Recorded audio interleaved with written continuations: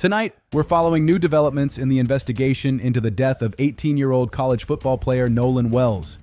Several significant updates have emerged, including claims from the family's attorney that messages were deleted from Nolan's phone before it was returned to his family. At this stage, many questions remain unanswered, and investigators have not announced evidence of foul play. Nolan Wells disappeared on July 4th after spending the day on Horn Island, a remote barrier island off Mississippi's Gulf Coast. According to those who were with him, Nolan remained on the island while the group he arrived with left after experiencing mechanical problems with their boat. Days later, search teams located Nolan's body near the area where he had last been seen. An official cause of death has not yet been released, and toxicology results remain pending. The Wells family has retained civil rights attorney Ben Crump to represent them during the investigation.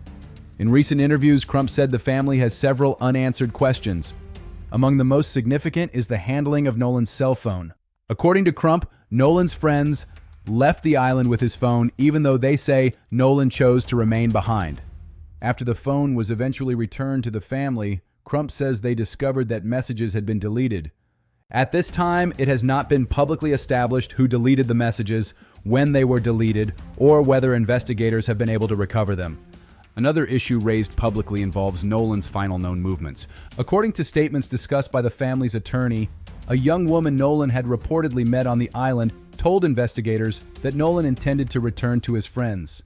However, the friends who left by boat have reportedly said Nolan intended to stay behind. Those two accounts appear to conflict.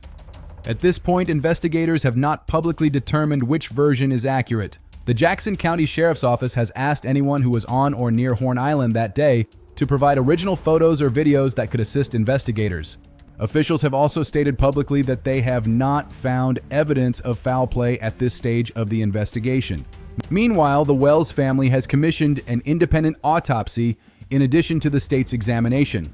Results from both investigations may provide additional information in the coming weeks. Another troubling development has been the spread of AI-generated videos falsely depicting Nolan and members of his family. Nolan's mother has publicly stated that these videos are fake and has asked people to stop sharing them. As this investigation continues, it's important to distinguish verified information from online speculation and misinformation. This remains an active investigation. Many of the questions surrounding Nolan Wells' death have not yet been answered. As official information becomes available through investigators or verified public statements, we'll continue reporting the facts while avoiding speculation.